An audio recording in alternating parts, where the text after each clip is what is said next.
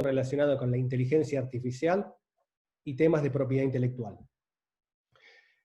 Este nuevo paradigma al que estamos entrando, nuevo paradigma tecnológico y económico, se ha llamado Industria 4.0, y es un paradigma en el cual máquinas inteligentes, autónomas e interconectadas, producen, procesan y transfieren grandes volúmenes de datos. Estamos hablando de autos, para hacerlo más simple, los autos inteligentes, todos los softwares y los algoritmos que ya están siendo usados. Tal vez no nos damos cuenta de que tantísimas aplicaciones en este momento como por ejemplo Alexa, como por ejemplo los asistentes Cortana de Microsoft, los asistentes de Google o de Apple. Estamos hablando ya de una tecnología de inteligencia artificial bastante avanzada. Y la inteligencia artificial dentro de este paradigma de la industria 4.0, que no es la única tecnología, es una de las tecnologías más importantes o clave, y en los últimos años, en particular desde el 2013 en adelante, todo lo que es machine learning y redes neuronales se está desarrollando exponencialmente. Muchas veces hablamos de inteligencia artificial sin definirla. Una definición que me parece bastante útil es la ciencia de hacer que las computadoras o las máquinas hagan cosas que requieren inteligencia cuando son hechas por seres humanos. Estamos hablando de máquinas que van a hacer cosas que pueden hacer los humanos. Estamos hablando de toma de decisiones, y vamos a también mencionar cuestiones de máquinas que inventan o máquinas que pueden crear. Esto no es ciencia ficción, ya hay prototipos, ya hay máquinas también en el mercado, inteligentes, capaces de replicar este tipo de inteligencia humana, entre comillas. Y en este nuevo paradigma, los datos, acceder a los datos, procesar datos, es fundamental. Son los inputs necesarios para que estas máquinas inteligentes funcionen, porque lo que estas máquinas inteligentes necesitan es acceso a datos. Por lo tanto, para anticipar un poco sobre qué voy a poner énfasis, la propiedad intelectual y los regímenes de protección de datos son fundamentales para el desarrollo de estas tecnologías y esta nueva economía, nuevo paradigma, que me gusta llamar la economía algorítmica. El algoritmo es un elemento importante de la inteligencia artificial, pero no solo de la inteligencia artificial. Y lo enfoco específicamente a la región latinoamericana o Sudamérica. ¿Es la inteligencia artificial una oportunidad o una gran amenaza para las economías de América Latina? Y sobre esto hay muchísimos trabajos, papers, reportes, con dos visiones, a veces antitéticas, a veces que se encuentran. Hay muy buenos trabajos que hablan de cómo la inteligencia artificial puede ser la gran oportunidad para América Latina para salir del ciclo o de los problemas económicos endémicos, dice un paper. Problemas económicos endémicos entendidos como esta dependencia de los commodities agrícolas como la principal fuente de ingresos en el mercado internacional de los países latinoamericanos, o el déficit productivo, dice un paper.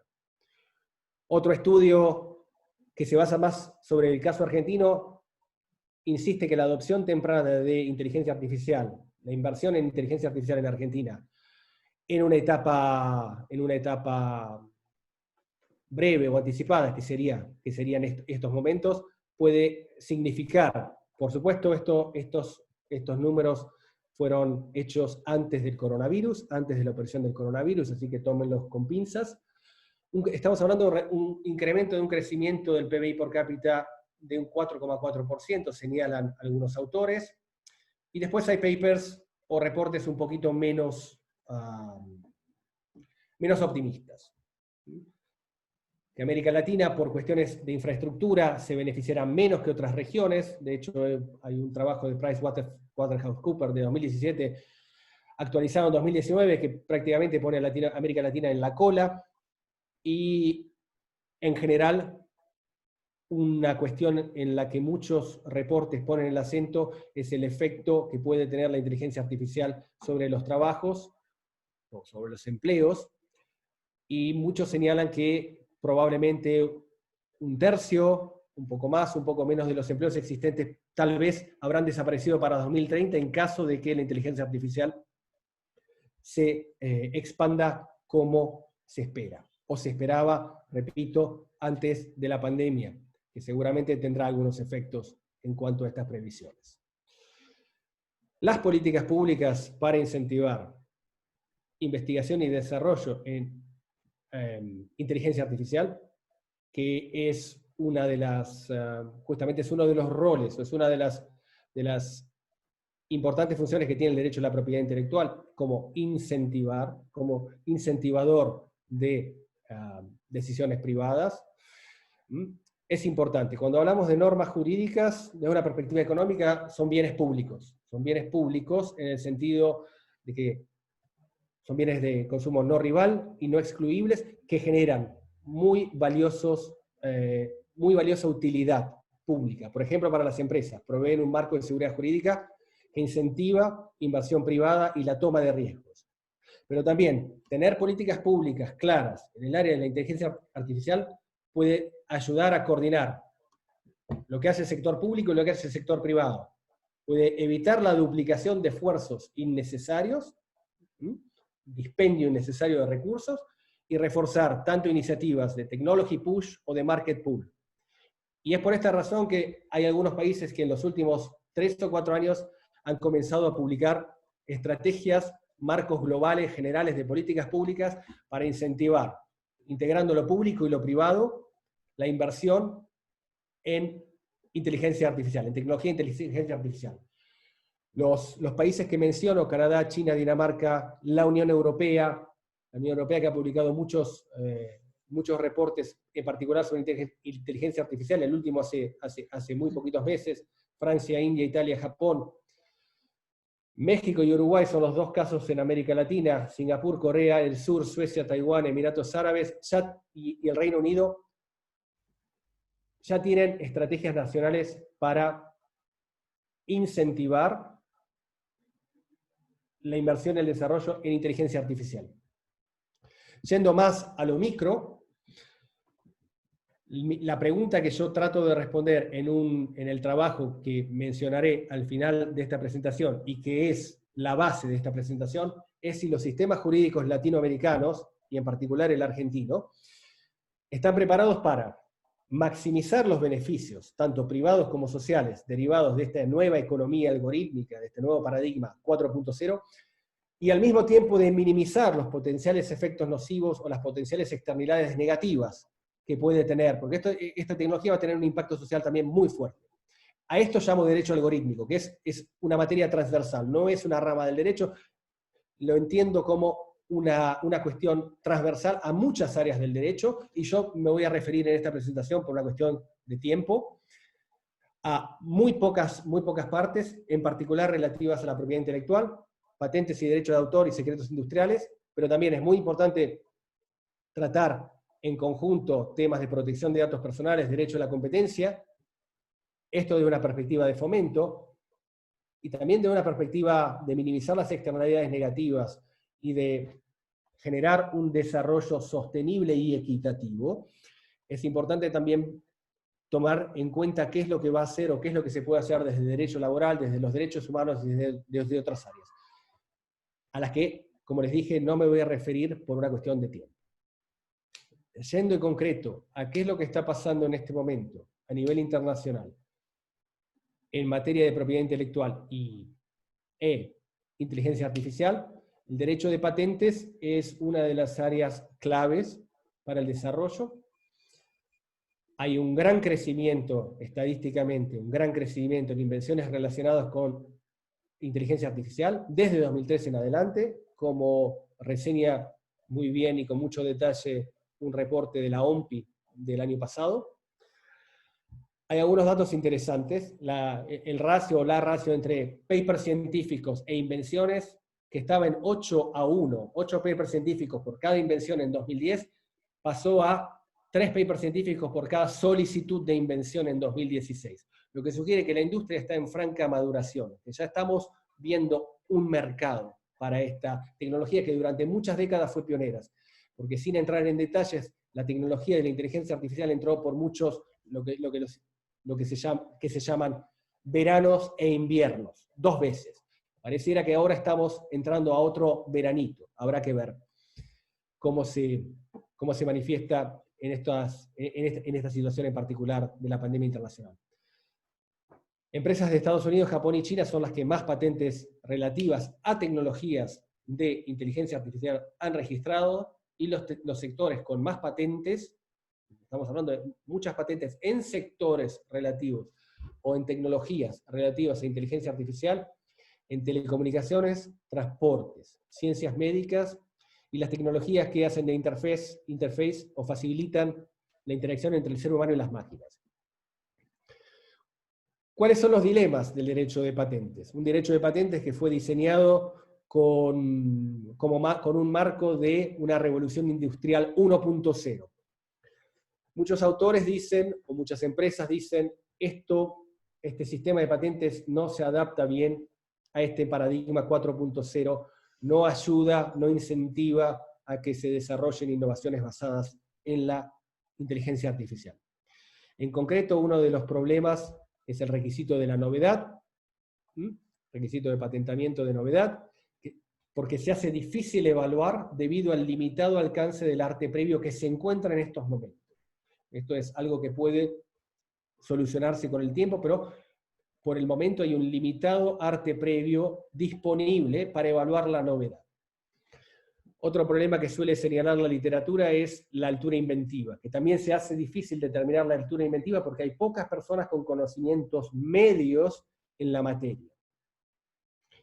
Y también otras cuestiones estratégicas como la divulgación. Muchas legislaciones de patentes requieren una divulgación en más, en menos, el mejor método, un método de realización de la invención, pero puede ser problemático porque no es solo la invención lo que importa con estas tecnologías, a veces es importante el algoritmo que suele no estar incluido en las divulgaciones, que no suele ser materia patentable, o los training modelos de entrenamiento, los datasets, nuevamente pongo el énfasis en los datos, muy importante los datos, y voy a volver con esto cuando hable de derecho de autor, las arquitecturas de redes neuronales, etc. Entonces no está claro cuál es el alcance de esta divulgación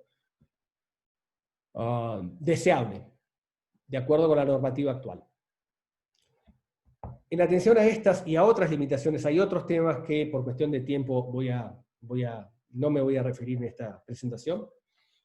¿Qué es lo que conviene hacer? Lógicamente, la teoría económica sugiere, en principio, que no hay que otorgar más o nuevos derechos de exclusiva, patentes o lo que fuere, en ausencia de una falla de mercado que los justifique. Esta es una perspectiva puramente económica y no digo que sea la única, pero es una perspectiva para analizar la propiedad intelectual y es la perspectiva con la que estoy más familiarizado para analizar la propiedad intelectual. La pregunta es, ¿dejarán o dejarían las empresas de invertir en inteligencia artificial ante la dificultad de obtener patentes?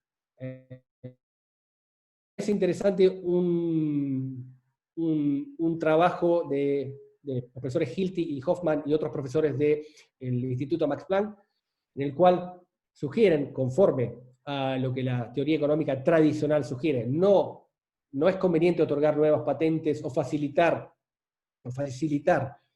la concesión de patentes para lo que ellos llaman herramientas basadas en inteligencia artificial, porque estas herramientas probablemente se producirían aún en ausencia de un derecho de exclusiva, pero parecería haber buenos argumentos económicos para otorgar patentes a lo que ellos llaman resultados o outputs basados en inteligencia artificial, porque estos sí serían muy difíciles de proteger en ausencia o de incentivar en ausencia de algún sistema de exclusiva.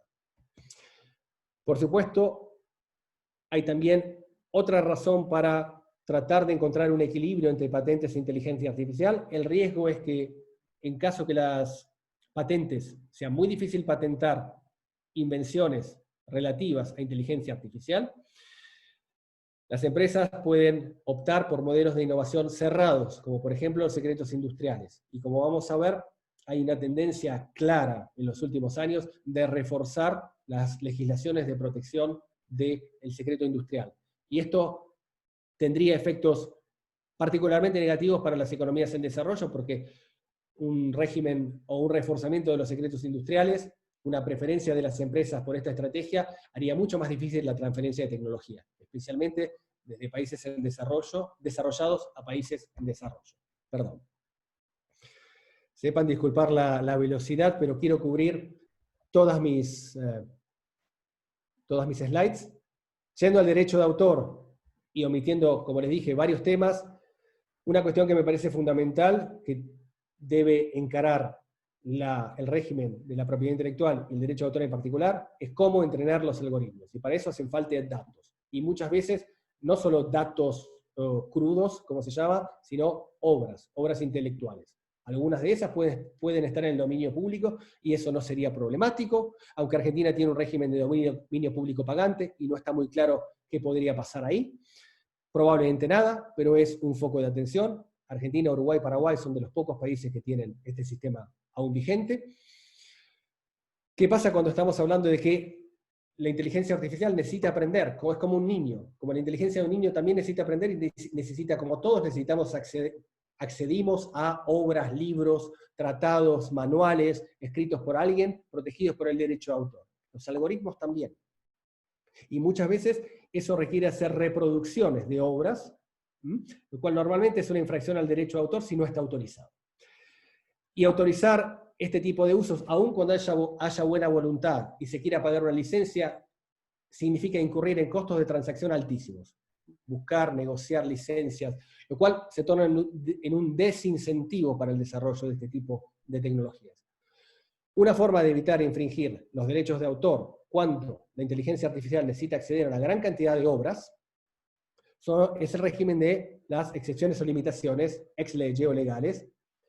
Y en esta área vemos que algunos países están tomando la delantera y están creando nuevas excepciones y limitaciones específicas para la inteligencia artificial, que se considera no afectan los derechos de los titulares de las obras, porque son usos llamados no expresivos de las obras protegidas. ¿Qué quiero decir con esto?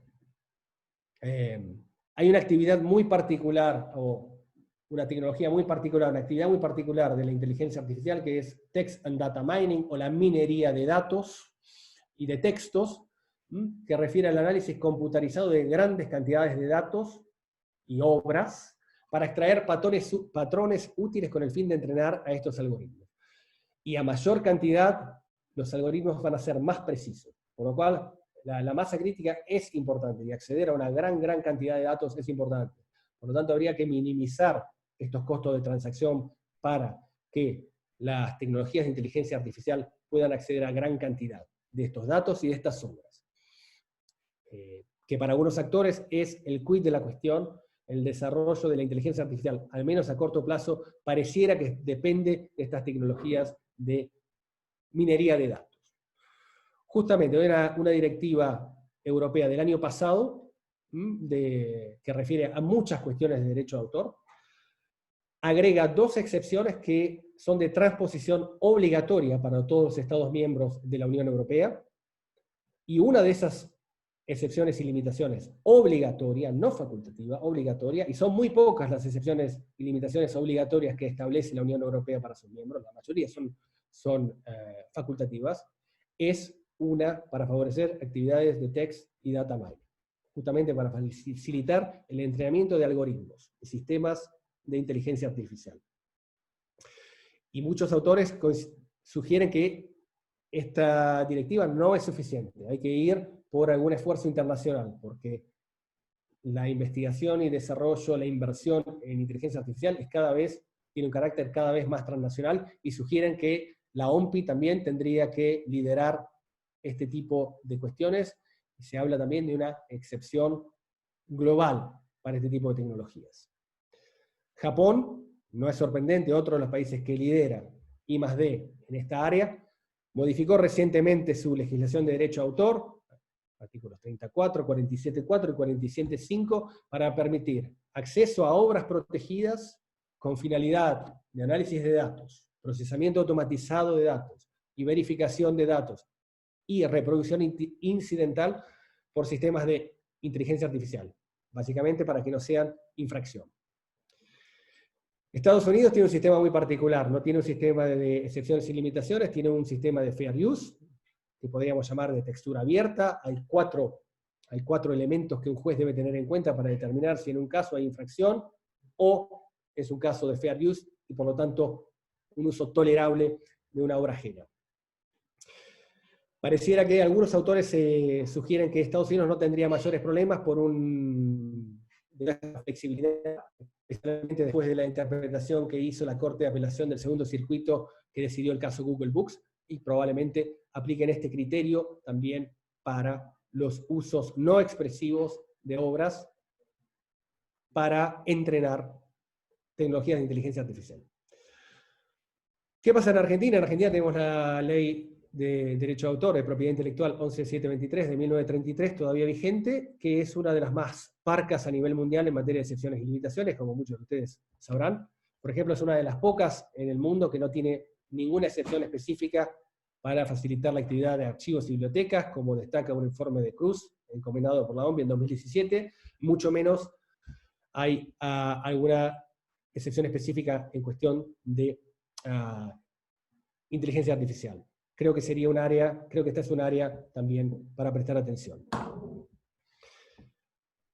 Secretos industriales.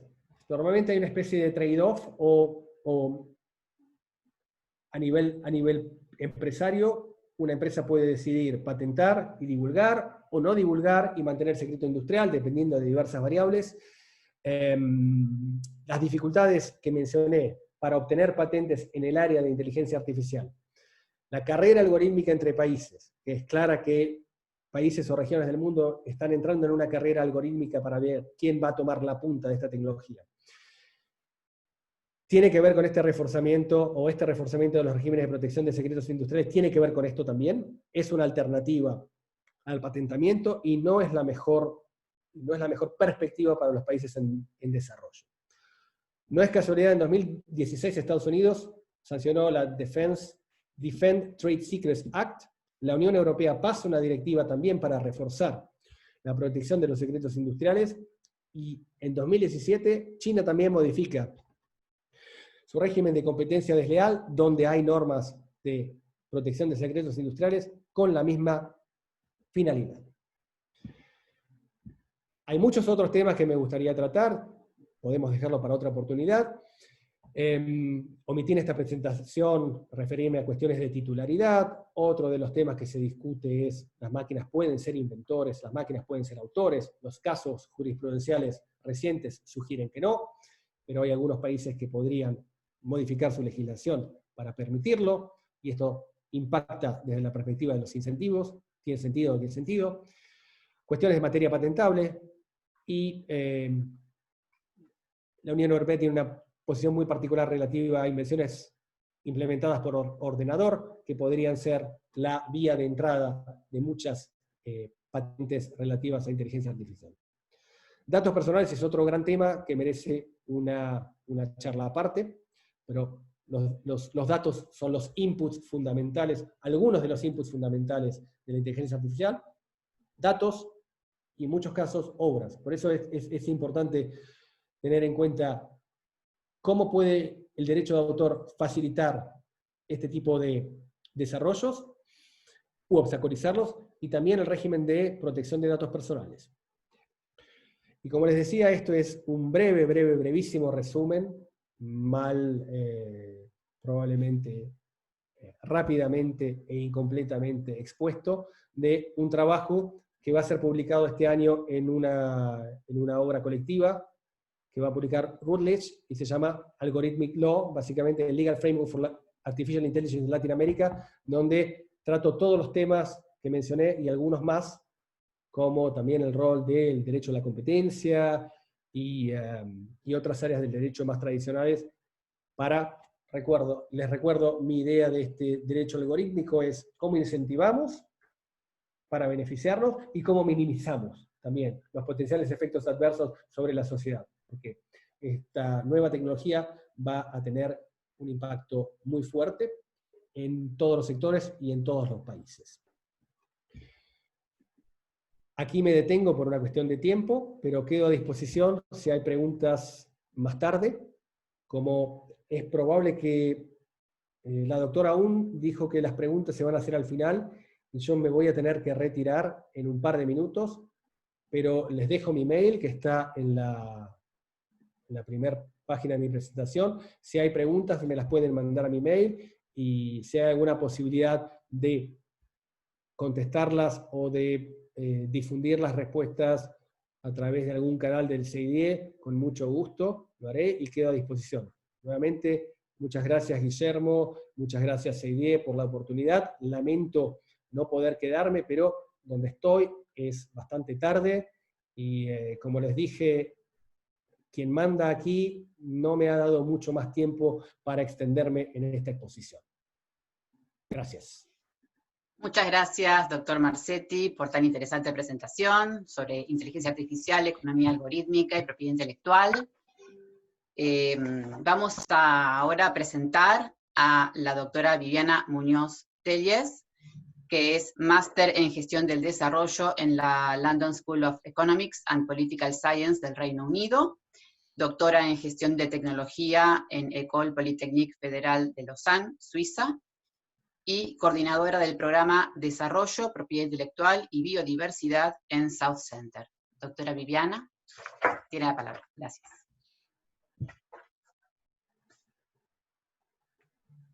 Bueno, primero que todo, muchas gracias a Seide, Alejandra, por esta invitación, y igualmente a Guillermo. Es un gran placer estar acá, y también como South Center, también siendo sponsor de estos seminarios. El tema que se ha propuesto es extremadamente interesante y pertinente. Es mirando en general la relación entre la innovación y la propiedad intelectual en escenarios post-pandemia. Y bien, como todos sabemos, estamos actualmente en escenario pandemia, por lo cual todo lo que podamos pensar de qué viene más allá de la pandemia es todavía una gran pregunta. Pero quisiera empezar entonces discutiendo qué es lo que vemos hasta ahora, o qué hemos aprendido un poco más sobre la relación innovación-propiedad intelectual, en particular el sistema de patentes, a partir de lo que estamos viendo con esta pandemia del COVID-19. Antes que empiece, quisiera solamente de nuevo mencionar, para los que se unieron más tarde, que soy parte del Centro Sur, que es una organización intergubernamental de países en desarrollo con 54 miembros, y estamos basados en Ginebra. Entonces, bastante de nuestro trabajo es con las delegaciones de países en desarrollo, en Ginebra, en Nueva York también, y es mirando muy de cerca el impacto de políticas públicas, al igual que el proceso de negociación de las reglas internacionales en diferentes instituciones intergubernamentales. Entonces, bastante de lo que les voy a estar hablando, por una parte, es basado en mis estudios académicos, pero también quisiera compartir un poco la experiencia de lo que vemos ahora, tanto en discusiones y negociaciones multilaterales en la Organización Mundial de Salud, como en la Organización Mundial de la Propiedad Intelectual y el Consejo de ADPIC ahora en Ginebra. Entonces, con eso comienzo rápidamente mencionando que, claro, como todos sabemos, hay una gran irrupción que ha sido causada por la pandemia, y no ha afectado solamente el sector salud. Es claro que tiene un gran impacto en la economía, la organización del trabajo y las actividades diarias. Y en eso vemos que el sistema de innovación y la capacidad del sistema de innovación para responder, pues claramente se va a ver afectada. Lo vemos ya que hay obviamente una gran presión en las finanzas del Estado, por lo cual cuando pensamos en qué tipo de incentivos se pueden proveer, pues vemos que esa cartera de posibilidades de herramientas de política pública en cuanto a financiamiento se ven más restringidas. Por parte del sector privado, igualmente, tenemos nuevas presiones entonces para responder. Y sin embargo, con este tipo de situaciones, vemos al mismo tiempo que hay una necesidad de innovación ahora más que nunca, en particular no solamente para enfrentar el efecto humano de la pandemia, pero igualmente en términos de la economía, y vemos un gran cuestionamiento de cómo se replantea posiblemente la misma organización de las actividades que teníamos, tanto en el mercado privado, pero igual en las interacciones Y esto todo son cuestionamientos muy relevantes en términos de cuando vemos los ecosistemas de innovación. Quisiera compartir algunas ideas de qué vemos que ha estado cambiando, qué cuestionamientos podemos pensar nuevos. Uno es, como sabemos, que ha habido un gran énfasis en la innovación para servir el mercado global, la inserción a las cadenas de valor globales, con un gran énfasis en el comercio libre, y también el gran rol de las empresas multinacionales y en países en desarrollo, el deseo de hacer una inserción o colaboración con las empresas multinacionales como parte de obtener un modo de aprendizaje o difusión de tecnologías. Y claramente en países en desarrollo la innovación no tiende a ser en el punto de nuevas tecnologías, como ahora, por ejemplo, vemos en inteligencia artificial, sino más bien estamos todavía en la mayoría de las industrias, en sector aún de aprendizaje, donde la difusión juega un papel, si no igual, más importante que innovación de punta. Entonces, ahora con la pandemia también vienen nuevos cuestionamientos de, bueno, ¿qué pasa cuando vemos que estas disrupciones en las cadenas de valor y de suministro hace ahora repensar, tanto para las multinacionales como países desarrollados, generar nuevas ideas de retraer ciertos tipos de tanto manufactura y servicios y aún las cadenas de valor, consideraciones de asegurar, por ejemplo, materias primas que puedan venir del nivel regional o nacional. Y esto va a tener también repercusiones o ecos en la capacidad de los sistemas de innovación de otros países en responder a estos cambios.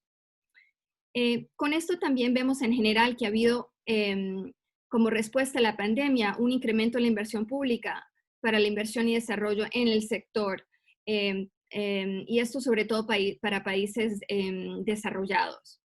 Igualmente ha habido más colaboración en cuanto a investigadores en todas partes del mundo, que es interesante ver, donde el tema de propiedad intelectual, en particular patentes, no ha sido hasta ahora un gran obstáculo en términos de generar esta nueva investigación y desarrollo. También esto nos lleva a cuestionamientos sobre potencial apertura a nuevos modelos de innovación, más colaborativos, en particular posiblemente con más transparencia, por ejemplo, en compartir información acerca de ensayos clínicos. Es posible que también veamos, por ejemplo, que haya nuevos consorcios, tanto de patentes o posiblemente de conocimientos. Esto ha sido una iniciativa que ya se tomó a nivel de la Organización Mundial de la Salud, que se genera un nuevo consorcio de patentes y otro tipo de información que está en el sector privado para fortalecer o acelerar la investigación y desarrollo para vacunas y para tratamientos para el COVID-19.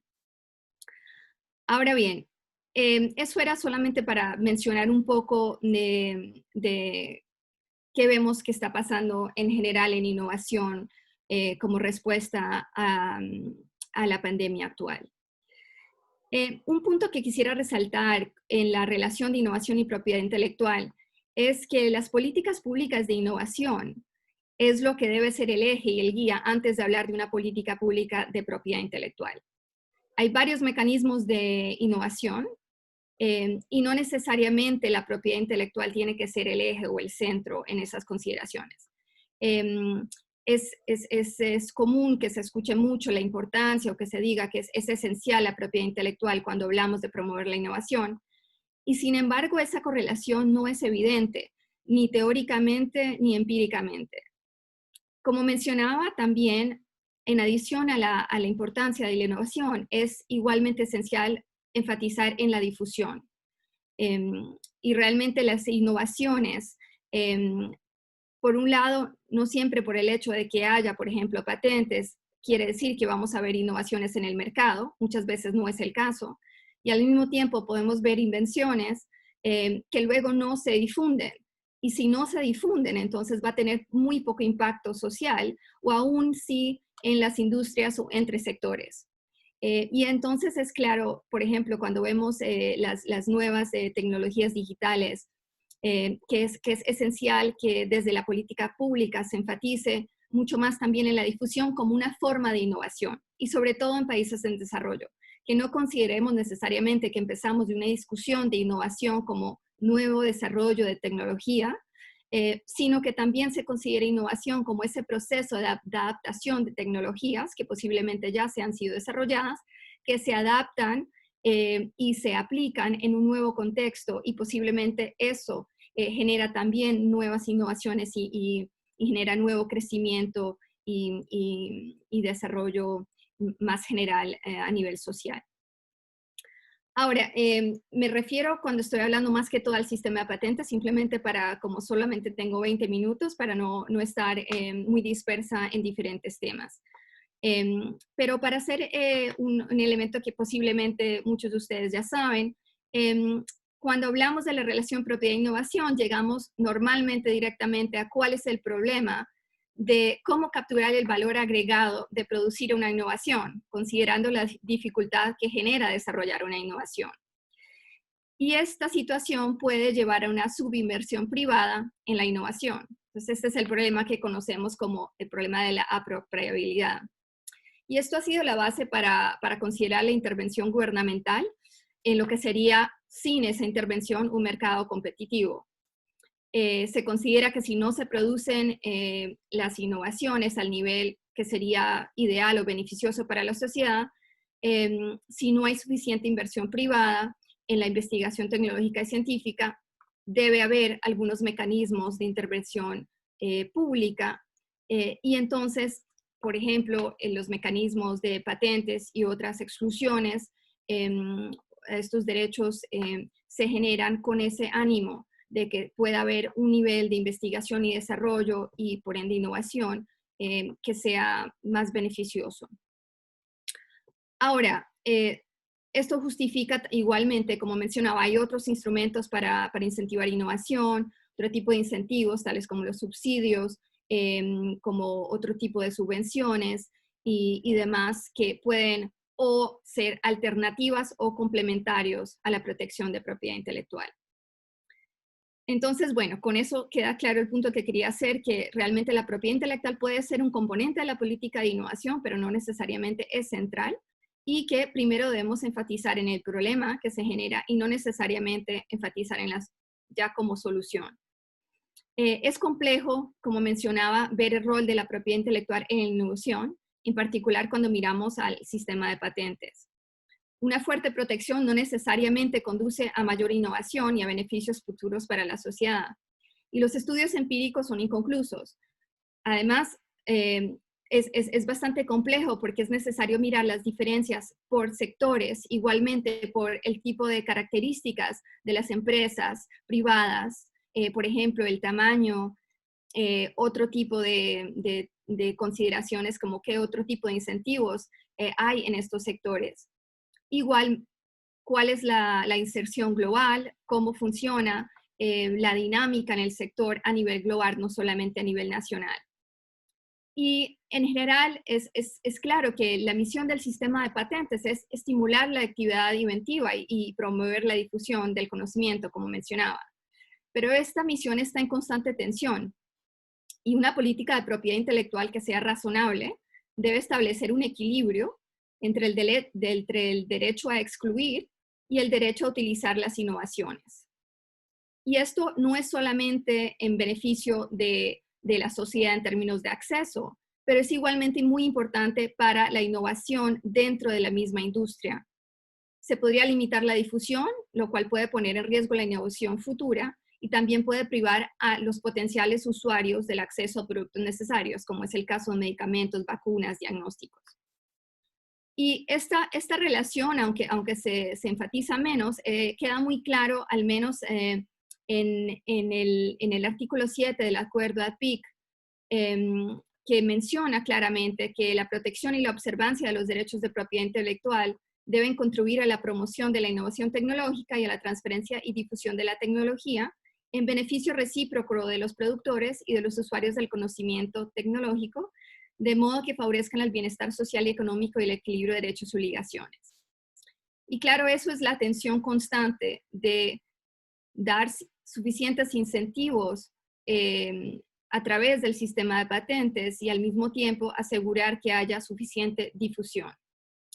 Para ello, la consideración más importante es asegurar que hayan, por ejemplo, estándares rigurosos de criterios de patentabilidad, e igual que haya todo un sistema claro de funcionamiento de las limitaciones y las excepciones dentro del sistema. Hay muchos ejemplos de patentes que son otorgados con poca novedad, demasiados amplios, que es claro que pueden limitar la difusión del conocimiento y el acceso a innovaciones y tecnologías de base en áreas, por ejemplo, en biotecnología, en software, y es claro también en el sector de salud. Cuando consideramos el impacto de propiedad intelectual en innovación en países en desarrollo, también tenemos otras consideraciones adicionales. Las aplicaciones de patentes a nivel global, si vemos las estadísticas, es claro que son más aplicaciones extranjeras que locales. Esto es tanto a nivel mundial y vemos en América Latina, en general, no es más de un 10% normalmente de las aplicaciones de patentes que son de residentes a comparación de extranjeras. Y claro, hay una gran variación entre sectores.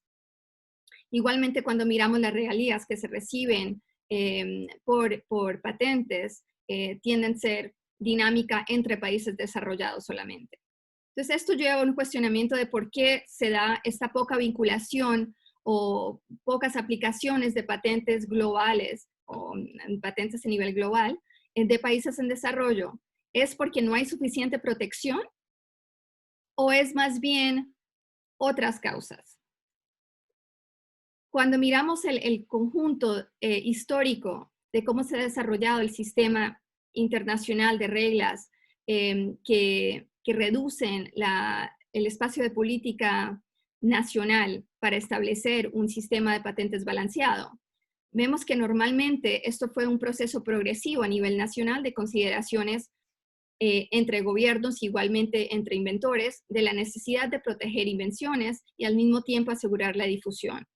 Y no tendré el tiempo de mencionar un poco recuento histórico de estos desarrollos, pero no hay una gran diferencia histórica entre la situación antes de que hubieran los tratados internacionales, que ahora los países en desarrollo son partes, y lo que vino del desarrollo histórico anterior a ello. Y esto es importante recalcarlo es porque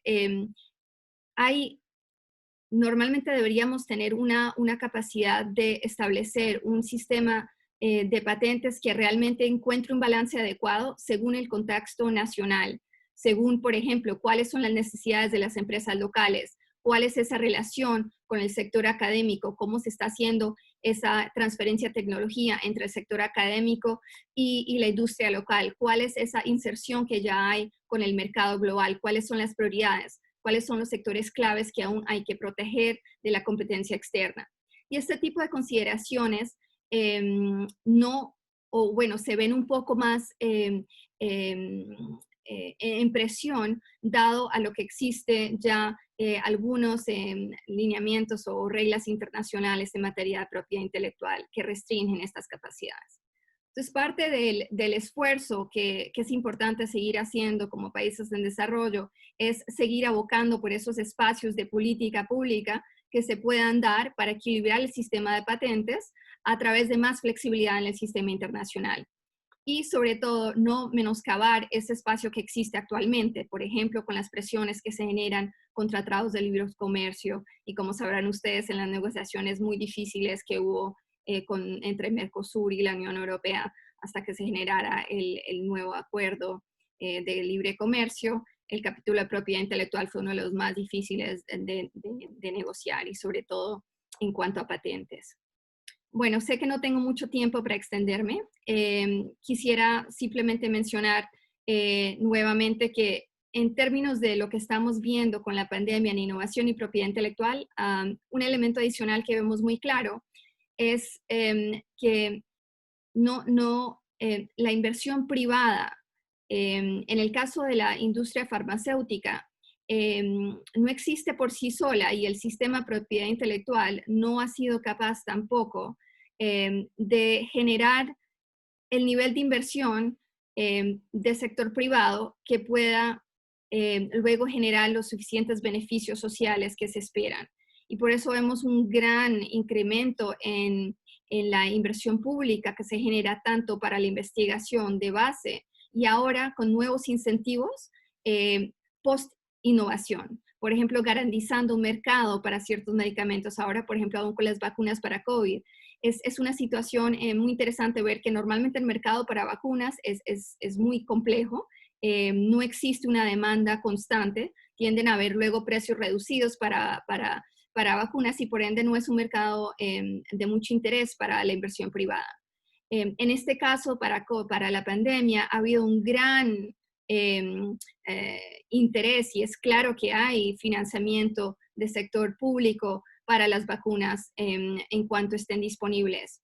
Y sin embargo, se ha considerado que hay necesidad de generar nuevos mercados para las vacunas. Esto es uno de los grandes esfuerzos que se están haciendo a través, por ejemplo, de la institución Gavi, pero también el consorcio del ACT Accelerator, que asegura que va a haber un mercado para estas vacunas.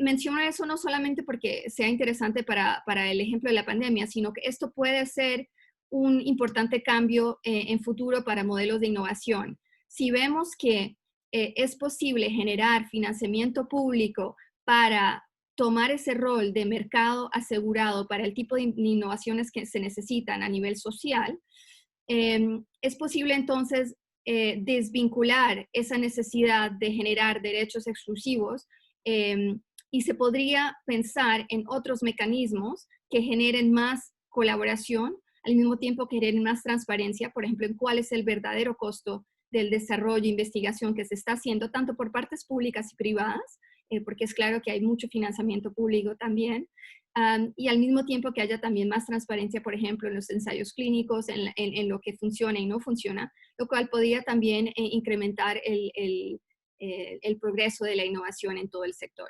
Entonces, es claro que la pandemia nos está dejando lecciones, no solamente de lo que puede ser el gran impacto humano, pero también que pueden haber algunas lecciones sobre cómo el modelo de innovación ahora se puede adaptar no solo en el sector farmacéutico, pero posiblemente para otros, bajo este modelo de asegurar inversión que sea puesta de una manera donde genere un sistema de innovación donde haya más transparencia y posiblemente más intercambio de una manera más equitativa entre lo que es las contribuciones del sector público y privado.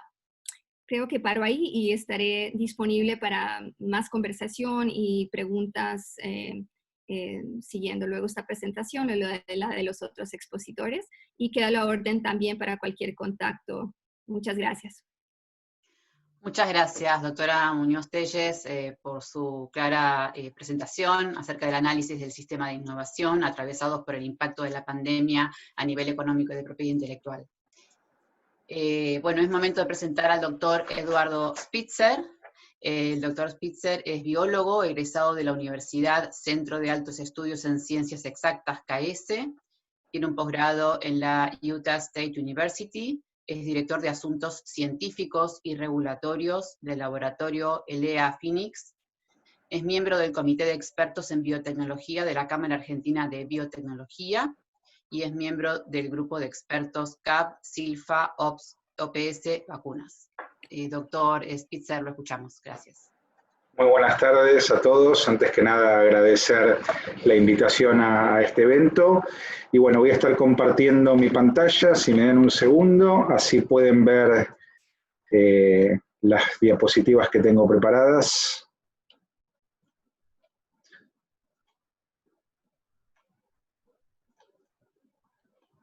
¿Pueden ver en pantalla completa o no?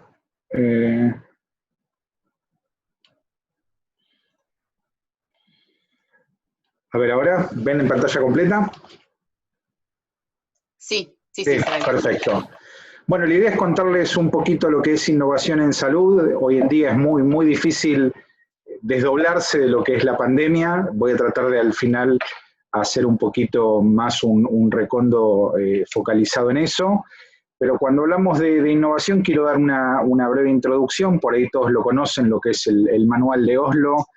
Hay definiciones infinitas de lo que es la innovación, porque realmente no hay una única. Si vemos la definición más tradicional, se la define como la introducción de un nuevo producto, una tecnología, un proceso, algo nuevo que no se estaba haciendo antes. Y eso puede aplicar a puntualmente innovaciones de productos per se, innovaciones de procesos de cómo uno hace algo, innovaciones en marketing o lo que es la comercialización, y por último las innovaciones a nivel recursos humanos o organizativas.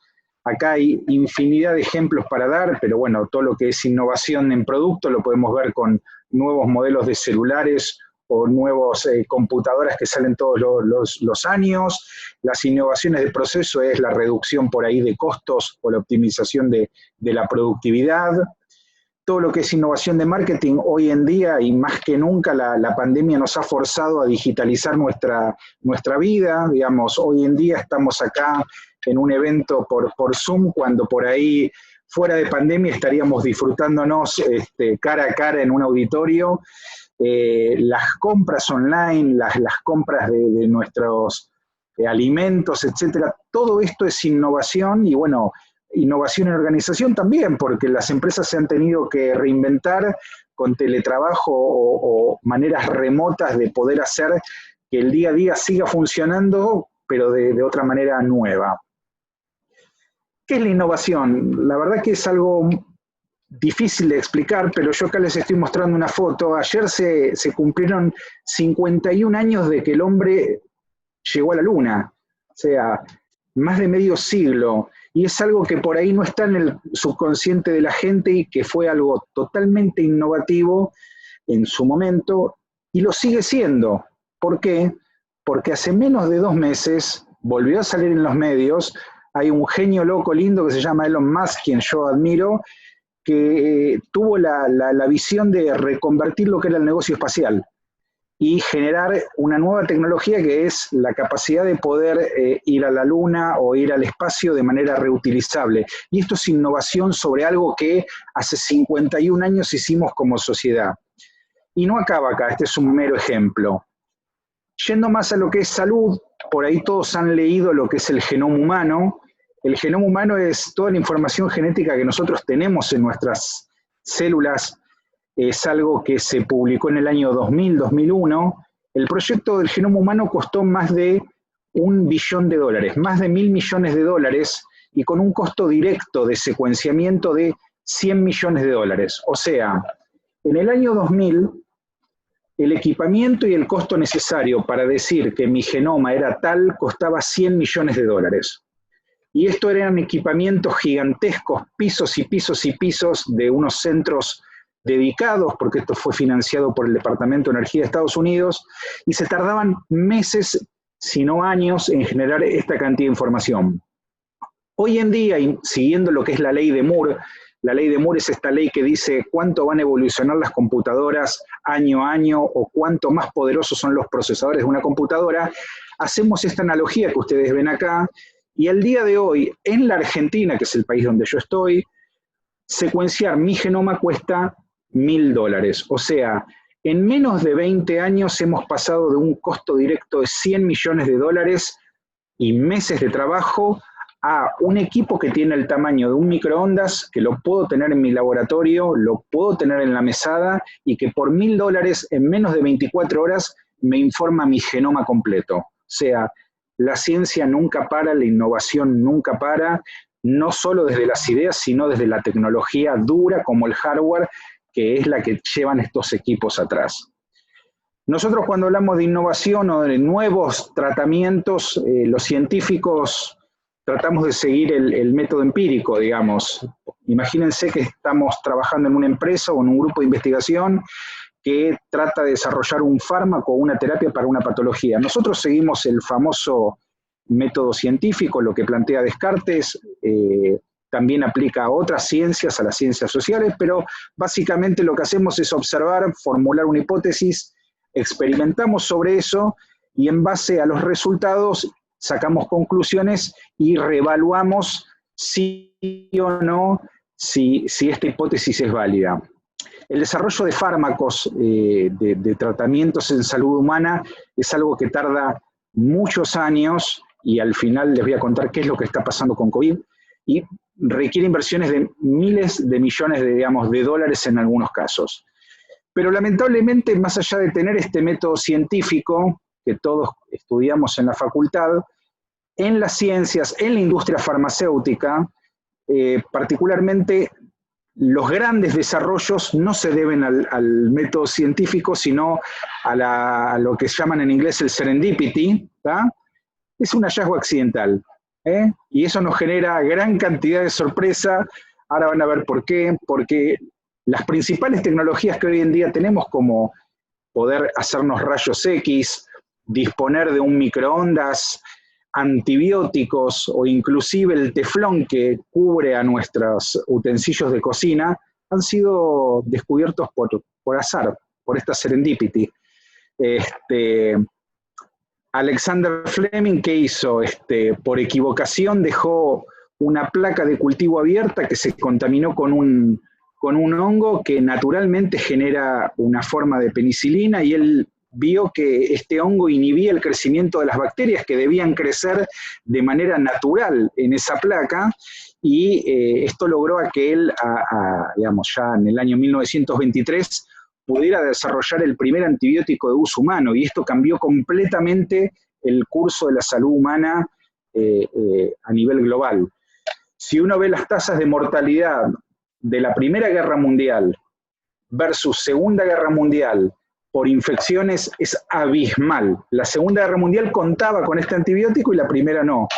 Y esto es importantísimo decirlo, y otros grandes fármacos como el Viagra no fueron desarrollados para tratar su famoso uso. Era un medicamento que estaba siendo desarrollado para el tratamiento de una enfermedad cardiovascular, para el tratamiento de la angina de pecho, era estudiado en ensayos clínicos con miles de pacientes en esa indicación, pero se vio como evento adverso que gran cantidad de la población masculina incluida en el estudio tenía como evento adverso la erección de su miembro masculino. Entonces, lo que era un tratamiento para una enfermedad cardiovascular terminó siendo una de la primera gran droga blockbuster, como lo es el Viagra.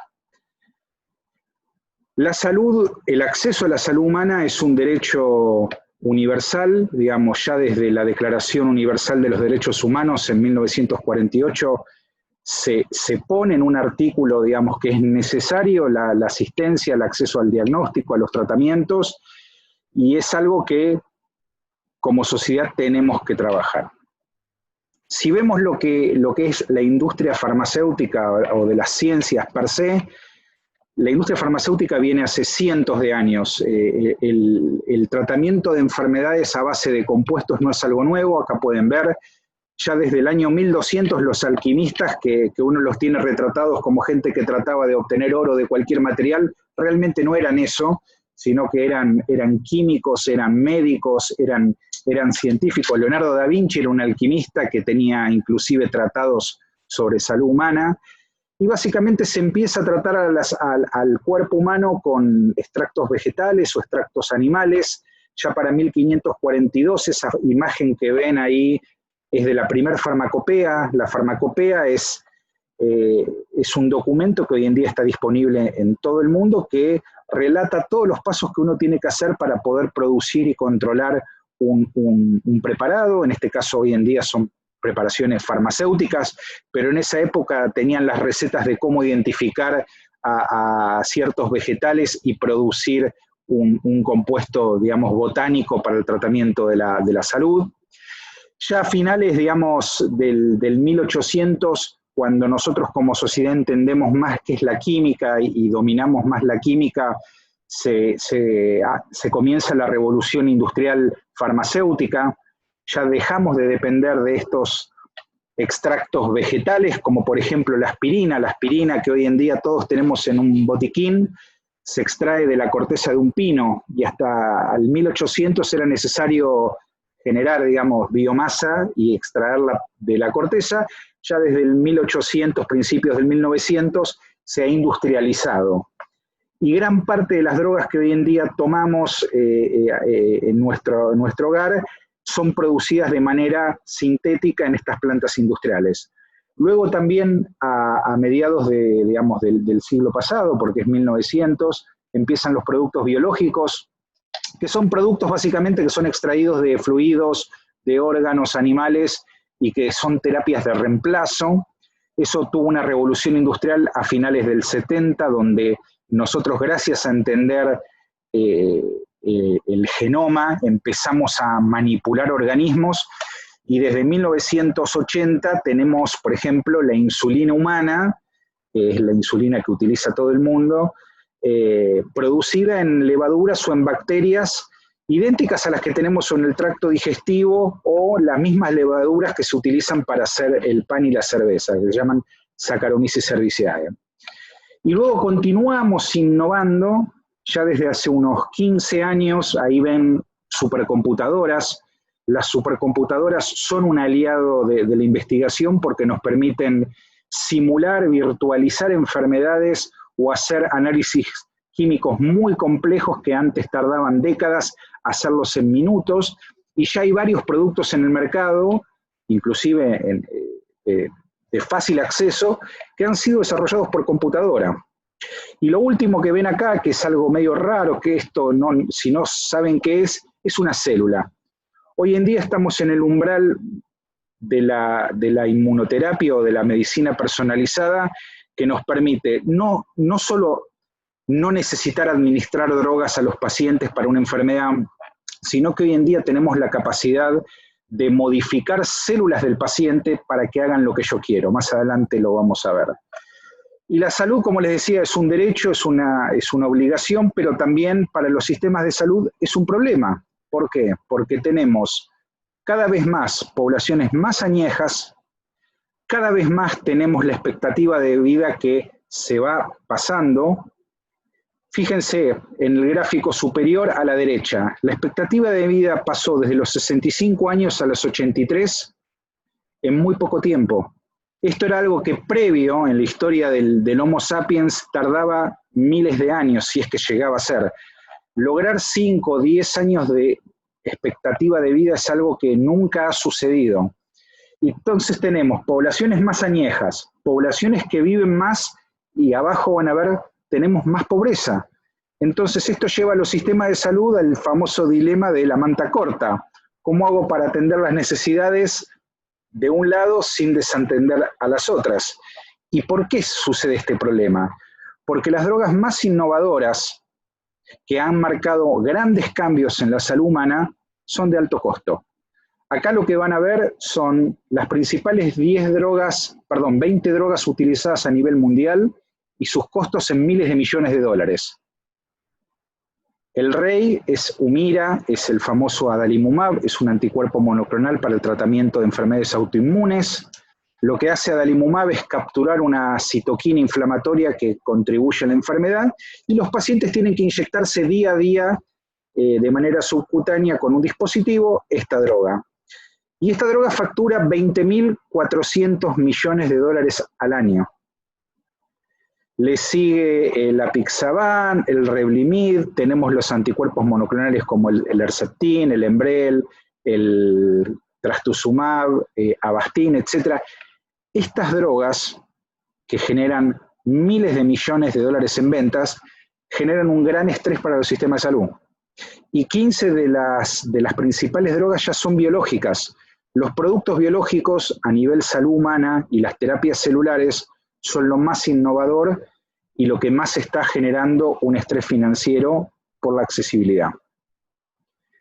Pero independientemente sea una droga biológica o sintética, lo que nosotros ya sabemos es que moléculas que poseen mayor cantidad de propiedad intelectual tienen mayor costo y menor accesibilidad. Y si nosotros analizamos qué es lo que pasa con una droga desde que se lanza hasta que cae su patente, es lo que van a ver arriba. Es el ciclo de vida de los productos. Los productos, cuando pierden su propiedad intelectual, su protección, tienen un descenso muy marcado de su costo, y salvo que yo introduzca algún tipo de mecanismo de reivindicación, o sea, reflotar esa patente o generar una innovación que me permita, por ejemplo, reducir las tomas o menor toxicidad, puedo tener una suba de precio, pero nunca como el precio original. O sea, la caída de las patentes hace que los costos de los medicamentos genéricos y biológicos descienda de manera muy brusca. Y en el gráfico de abajo pueden ver dos drogas que han mantenido patente a lo largo de todo su ciclo de vida, que es la amarilla y la verde, y dos drogas que han disminuido su costo por expiración de la patente, y vean el marcado descenso de costo, estos en mercados muy, muy regulados. Cuando yo le digo que estas terapias son caras, son realmente caras. Estamos hablando en el orden de las decenas de miles o incluso cientos o millones de dólares.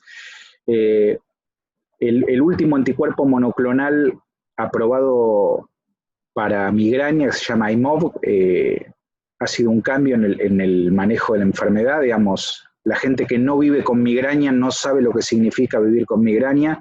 Este es un anticuerpo que realmente funciona y se ha introducido con un costo relativamente bajo, pero cuando vamos más para la derecha tenemos Opdivo o el Keytruda, que son anticuerpos para oncología. Cada vial cuesta miles de dólares y el tratamiento anual va de $150.000 a $254.000 por paciente. La escala intermedia son las terapias celulares, lo que se llama ahí Kymriah o Yescarta. Son terapias celulares que cuestan $373.000 y $475.000 para enfermedades, digamos, oncohematológicas. El famoso Spinraza, que es una terapia antisentido para el tratamiento de una atrofia muscular, que lamentablemente a los chicos que nacen con esta enfermedad no tienen muchas opciones. No es una droga curativa, sino que es paliativa. Y hace poquito en el mundo se aprobó el medicamento más caro de la historia, que es ese que ven ahí, que cuesta $2.150.000 el tratamiento por chico. Esto es una bomba, digamos. Más allá de lo buenas que puedan ser estas drogas, no hay sistema de salud que pueda generar recursos para financiarlo, porque un paciente de estos me significa muchos pacientes en oncología o en autoinmune. ¿Qué es lo más nuevo? Perdón, acá se me corrió. El acceso es importantísimo. Sin acceso no hay derechos. Esto es a modo ejemplificativo y también trayéndolo a lo que es la sobrevida de ciertas enfermedades en países ricos y países pobres. Concéntrense primero en las curvas del lado derecho, donde tienen los gráficos azules y violetas. Fíjense, en 1970-1974, la mortalidad por enfermedades oncológicas era la misma en todo el mundo, porque realmente no había muchas opciones tecnológicas ni farmacéuticas en los 70 para manejar el cáncer. O sea, en un país pobre y en un país rico como Estados Unidos, las muertes estaban equiparadas. Ahora, cuando venimos a la actualidad y donde hay tecnología, donde hay fármacos, vean la gran diferencia de sobrevida entre países pobres y países ricos. O sea, el gap se agranda de manera significativa. Y ahora vamos a la analogía del Titanic. ¿Qué pasó en el Titanic? En el Titanic, si ven ahí en el detalle lo que eran las distintas clases, todo lo que eran los empleados del personal de Titanic a la hora del choque, el 77% de la tripulación murió. El 75% de la tercera clase murió, todos vieron la película. En segunda clase, ¿qué pasó? No se murió tanta gente, se murió el 59% de segunda clase. Y primera clase murió solamente el 38%. O sea, casi la mitad de muertes en primera clase versus en tercera clase. ¿Por qué? Si todos estaban arriba del mismo barco, todos estaban expuestos a la misma temperatura del agua, todos estaban... Porque la primera clase tuvo acceso a los salvavidas y a los botes de salvación. Eso es acceso a tecnología, cosa que el otro no lo pudo hacer. Entonces, esta es una cruda analogía de que los países más ricos con acceso a terapias tienen mayores sobrevidas. Volviendo a lo otro, de terapias que cuestan millones de dólares, ya salió ya hace varios años en Time, es brutal el costo de estas terapias. Obviamente tienen una inversión atrás, nadie lo descarta eso, pero el costo directo de venta es totalmente imposible. Esto es lo más nuevo, Yescarta y Kymriah. Básicamente son dos terapias donde yo le saco células al paciente, que acá está más ejemplificado, le saco células al paciente, principalmente linfocitos, los extraigo de manera industrial en un laboratorio, los modifico genéticamente insertándoles unas secuencias de ADN que hacen que estos linfocitos se vuelvan muy activos y sepan reconocer a la célula tumoral como algo extraño, porque el cáncer, a lo largo de todas las variantes de cánceres que hay, uno de los principales mecanismos que tienen es la evasión inmunológica. El cáncer se esconde, se mimetiza como células sanas, nuestro sistema inmune no lo ve y progresa. Con esta modificación que yo hago en los linfocitos del paciente, les saco este velo de invisibilidad que tienen y generan la capacidad de poder atacar al tumor. Y luego, una vez que están modificados genéticamente, tengo que crecerlos de manera industrial, generar gran cantidad de células de ese paciente y se vuelven a infundir de manera directa y en muy pocos días se producen curaciones que nunca hemos visto en salud humana. Algo menos complejo, pero que también es innovador, es la introducción de los famosos biosimilares. Yo les decía que Humira es el anticuerpo número 1 en el mundo que vende 20.400 millones de dólares.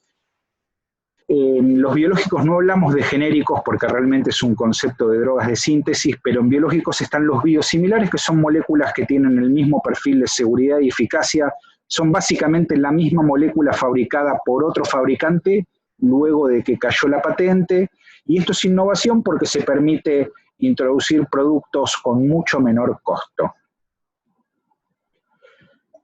Hoy en día, digamos, nosotros como científicos tenemos distintas maneras, nosotros podemos apuntar a distintas áreas, podemos desarrollar moléculas de novo, o sea, desde cero, podemos hacer desarrollo de estas terapias genéricas o biosimilares, pero también podemos hacer lo que se llama el reposicionamiento de droga, eso también es innovar, es encontrar nuevos usos para drogas ya existentes. Y ese es el principal foco de lo que estamos viendo hoy en día en COVID. Todos han visto la famosa hidroxicloroquina, o el remdesivir, o el ritonavir, lopinavir. Esas son moléculas que no han sido desarrolladas para COVID, pero ante la necesidad de una respuesta terapéutica y ante la imposibilidad de haber desarrollado esto antes de que ocurra, porque COVID es algo nuevo, tiene menos de un año, lo que nosotros hacemos como ciencia es tratar de encontrar algún uso potencial de algo que ya estaba hecho para otras cosas. Les recomiendo por ahí que usen el Milken Institute, que tiene un tracker de nuevos fármacos y de los fármacos viejos. Es una manera muy didáctica de poder ver qué está pasando. Acá en Argentina estamos haciendo de todo. Estamos haciendo reposicionamiento de drogas y desarrollo de nuevas terapias. En innovación hay innovación. A diferencia de lo que por ahí antes expusieron de la economía del conocimiento o la inteligencia artificial, digamos, son distintos escenarios. Yo hoy en día puedo tener proyectos de inteligencia artificial y puedo tercerizar en Amazon todos los cálculos de supercomputadoras, o le puedo pedir a Google que me haga eso. Yo acá necesito muy poco para hacer inteligencia artificial más allá de la idea que tengo. En ciencia nosotros no estamos en esas condiciones. Yo realmente necesito las fábricas, el conocimiento, el acceso a los fármacos, los estudios clínicos, o sea, la innovación nuestra, que sigue siendo disruptiva, es mucho más lenta, ¿ok? Porque realmente es de la vida real. Pero como les decía, algo usamos de computadoras. Este es un proyecto que está liderando la Universidad de Quilmes en Argentina, donde han desarrollado un fármaco de novo, haciendo una simulación computarizada de una enfermedad. Lo que ven ahí, esas estructuras son simulaciones de proteínas presentes en una enfermedad, y la computadora lo que hace es, la tecnología de docking, es jugar miles de millones de combinaciones de fármacos contra esa estructura de la proteína y la computadora te da un resultado de X cantidad de moléculas que luego vos tenés que sintetizar, pero por suerte este es un fármaco en experimentación que ya está siendo probado en humanos y esperamos que con muy buenos resultados para cáncer de mama. También hay innovación con ideas viejas frente a la no disponibilidad de drogas, y esto es 100% COVID, y frente a la esperanza de las vacunas, porque siguen siendo una esperanza que hay que confirmar, se ha innovado con terapias viejas, y esto que está acá les estoy mostrando lo que es el suero de convalecientes. Cuando nosotros como personas pasamos por una enfermedad, nuestro sistema inmune genera anticuerpos.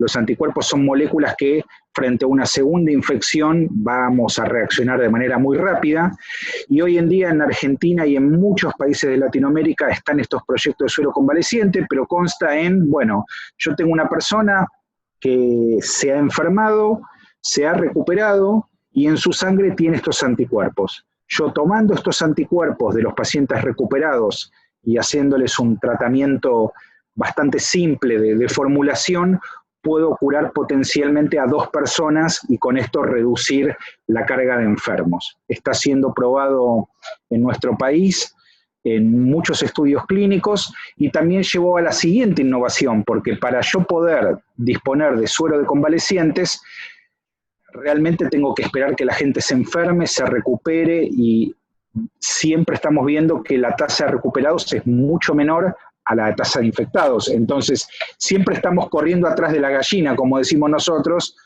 y es por eso que surgió una innovación que ya está siendo también probada en estudios clínicos, que es una tecnología más vieja que la suero de convaleciente, que es los sueros hiperinmunes equinos. Los caballos son animales muy nobles que su sistema inmune frente a un estímulo o una infección generan una inmensa cantidad de anticuerpos, pero esos anticuerpos yo no se los puedo inyectar a un humano porque va a generar un shock anafiláctico. Entonces, ¿qué hago? Genero un anticuerpo modificado de estos caballos, haciendo un tratamiento químico de los anticuerpos que ellos produjeron cuando yo los expuse al COVID, y eso hace que nuestro sistema inmune no los rechace. Y para que se den una idea, un caballo puede tratar hasta 300 personas, o sea, y es algo totalmente escalable porque es algo lineal. Imagínense que cualquier campo habilitado para poder producir esta tecnología tiene no menos de 100 caballos, o sea, yo con decenas de caballos podría tratar esos pacientes severos y graves de COVID de manera casi inmediata. Y para ir cerrando, porque voy a dejar lugar a las preguntas, la innovación siempre está.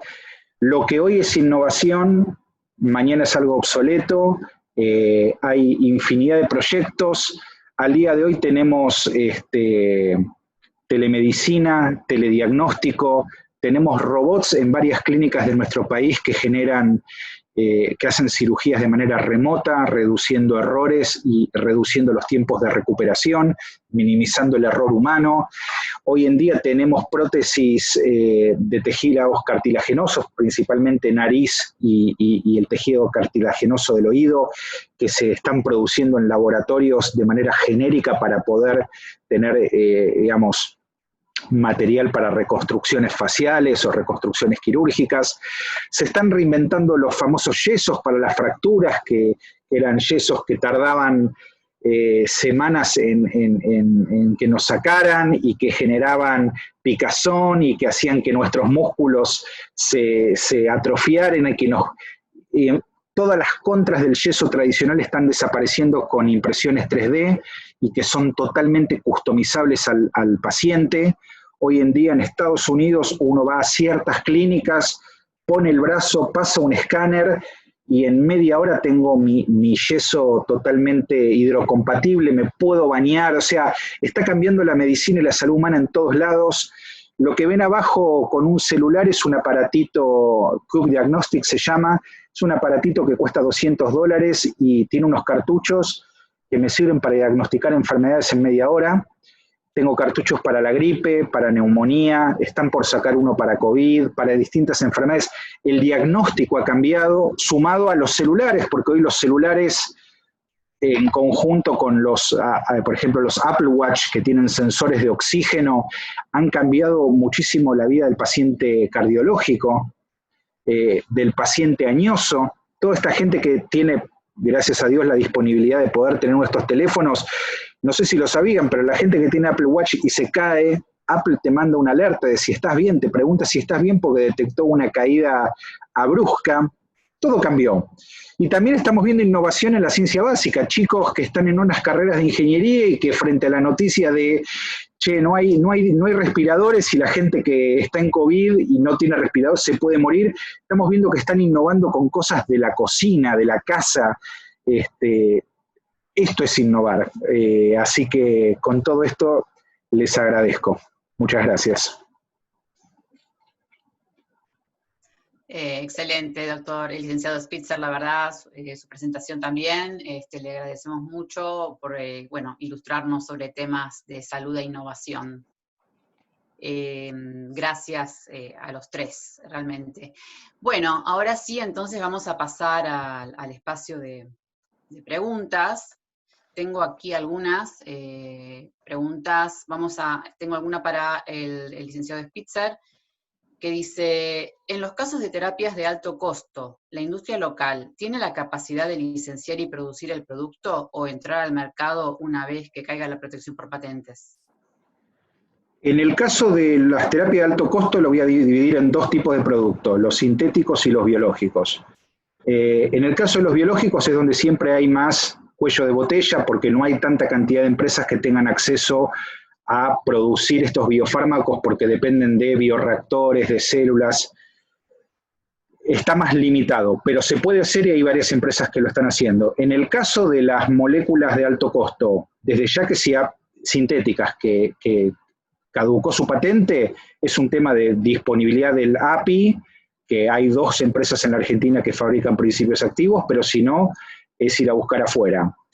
Donde vemos que es más difícil es en el licenciamiento de drogas de alto costo que poseen propiedad intelectual, porque generalmente esa molécula ya está siendo comercializada por un laboratorio multinacional que tiene presencia en el país. Entonces, es muy difícil ver, no voy a dar nombre de un laboratorio, pero es muy difícil ver que la droga número 1 en cáncer de mama hoy, que ya está disponible y tiene patentes, tenga una versión genérica en nuestro país.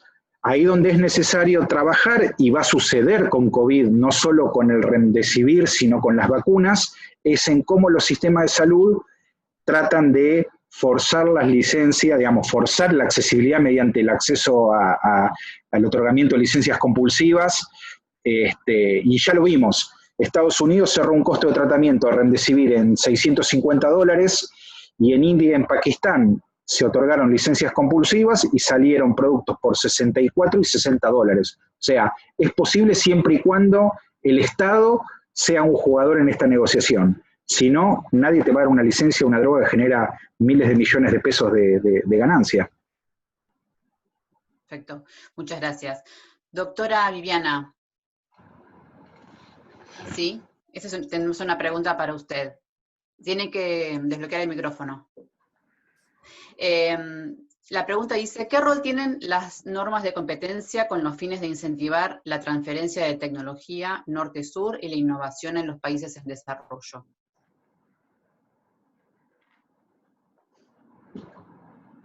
Ok, gracias. Bueno, es una pregunta interesante. En general, en países en desarrollo se ha desarrollado menos la ley de competencia. Eso es un punto a mencionar porque en términos de, por ejemplo, el acuerdo ATIC se establece que se pueden establecer normas de competencia y vemos que no ha habido demasiado desarrollo en términos de ley de competencia en nuestros países. Y en cambio vemos que ha sido utilizado, por ejemplo, en la Unión Europea. Ha habido mucho avance, precisamente, por ejemplo, en lo que se menciona de altos precios de medicamentos, cómo se ha utilizado la ley de competencia como un mecanismo para evitar cuando se están estableciendo precios excesivos. Y sería, bueno, ha sido algo que hemos tratado de promover, que se genere más uso y desarrollo de la ley de competencia en nuestros países. En cuanto a transferencia de tecnología específicamente, yo diría que hay aún menos o es más escaso esa relación entre el uso de ley de competencia para enfatizar transferencia de tecnología. Puede ser en el caso, por ejemplo, cuando hay restricciones al licenciamiento que se consideren que requiere una intervención en términos de las autoridades de competencia, pero yo diría que son muy pocos casos donde vemos que sería una cuestión de transferencia de tecnología. Puede ser más el resultado que fomente la transferencia de tecnología, pero no realmente que sea parte de la intervención que se hace. Muchas gracias. Otra de las preguntas, aquí no indica para quién, para el que quiera contestar, dice, ¿qué otros mecanismos por fuera de la propiedad intelectual podrían ser relevantes para incentivar la innovación? Okay, sí. Eduardo, si deseas. No, a ver, voy a dar un ejemplo breve. En Latinoamérica se ha visto distintos proyectos que tratan de fomentar la manufactura local mediante tecnologías que no están disponibles. En Brasil se llaman partnerías públicos-privados, acá hay algunos consorcios. El incentivo al final tiende a ser comercial, digamos. Por ejemplo, que un laboratorio pueda tener manufactura una vacuna a largo plazo es un incentivo, y se ha dado en Brasil también laboratorios multinacionales que quieren introducir sus productos, tienen que hacer una partnería, le llaman ellos, público-privada, con un partner local y forzar esa transferencia de tecnología, y el gobierno te asegura después un tiempo mínimo de mercado donde vos también trates de ser competitivo. Bien. Doctora Viviana, no sé si querrá agregar algo al respecto. No, yo agregaría que, por ejemplo, en el caso de los partenariados públicos y privados, también hay algunos que son sin ánimos de lucro. Eso no quiere decir que no pueden haber, por ejemplo, participantes o colaboradores del sector privado que no van a obtener algún tipo de retribución económica, ¿no? Sino simplemente que el tipo de institución que se genera es sin ánimos de lucro. Eso lo que es bastante útil es que luego el incentivo a la participación es distinto a la búsqueda de que haya ese incentivo comercial, ¿no? Entonces eso cambia un poco la estructura de cómo se organiza.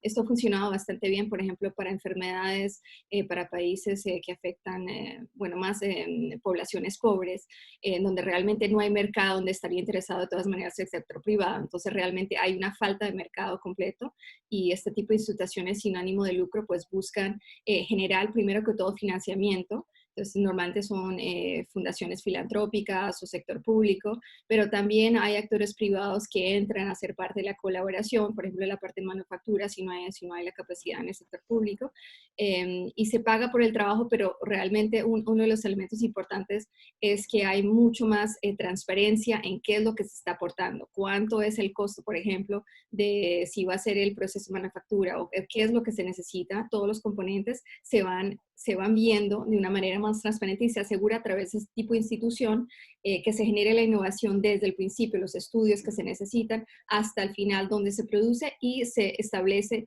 la cooperación también con los gobiernos, que son los que por lo general van a hacer la compra del producto. Entonces, este tipo de instituciones también ha sido bastante útil, y saber que puede funcionar de una manera sin ánimo de lucro, pero con tipos de partenariados público y privado. Y creo que además, en general, si hay los incentivos financieros de base, pues se puede generar otro tipo de esquemas. Por ejemplo, si se consideran premios por la innovación. Ahorita, por ejemplo, para el mercado de antibióticos, que vemos que hay una gran falta de nuevos antibióticos, el gobierno de Inglaterra, por ejemplo, ha establecido que va a hacer un modelo tipo Netflix, ¿no? Que en vez de esperar que se generen ciertos productos, se va a garantizar que haya una compra a un precio preestablecido, pero que se negocia antes, y así se genera este tipo de incentivo de mercado que no sería necesariamente alternativo a propiedad intelectual, pero sí sería una respuesta a otras deficiencias del sistema o del mercado que la propiedad intelectual no puede responder. Perfecto, muchas gracias. Tengo otra pregunta que dice, en el caso de innovación en el sector farmacéutico y en el caso de los productos biológicos, ¿qué estrategias se pueden utilizar para impedir la extensión de los derechos de propiedad intelectual? ¿Es común como estrategia utilizar patentes secundarias? Dice la pregunta.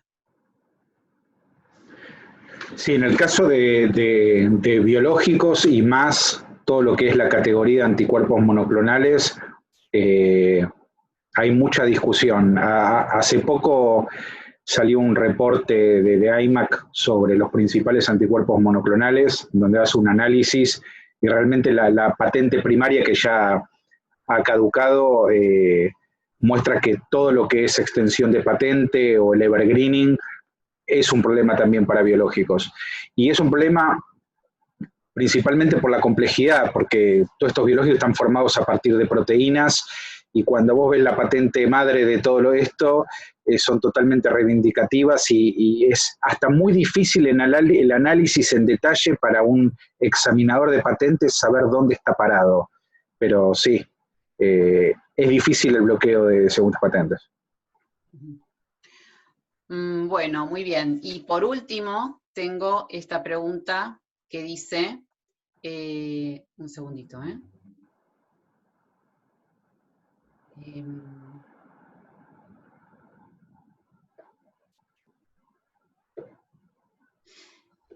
en cuanto a las drogas huérfanas, ¿qué alternativas de financiamiento propondría además de fondos públicos?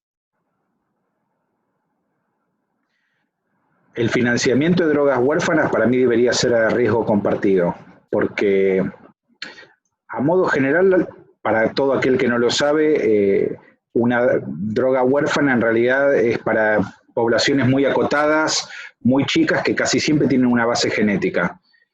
Hasta hace no mucho Spinraza era una droga huérfana.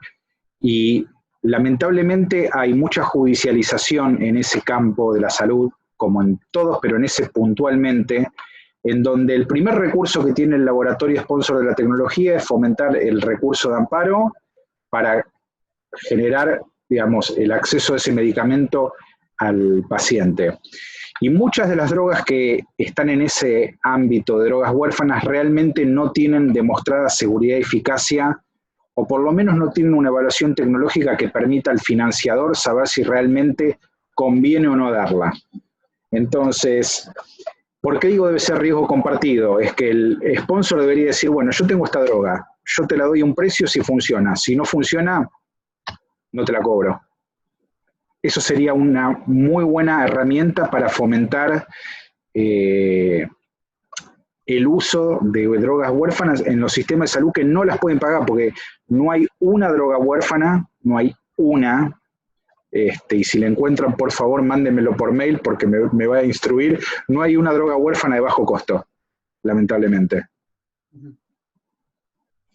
Bueno, muy bien. Les agradezco en nombre del CEIDIE el haber participado y al South Center también como organizador de este seminario, que bueno, hoy siendo el tercer encuentro, damos por concluido, agradecemos mucho y bueno, y seguimos en contacto. Muchas gracias a todos. Muchas gracias a todos, saludos. Un placer. Gracias. Muchas gracias. Gracias.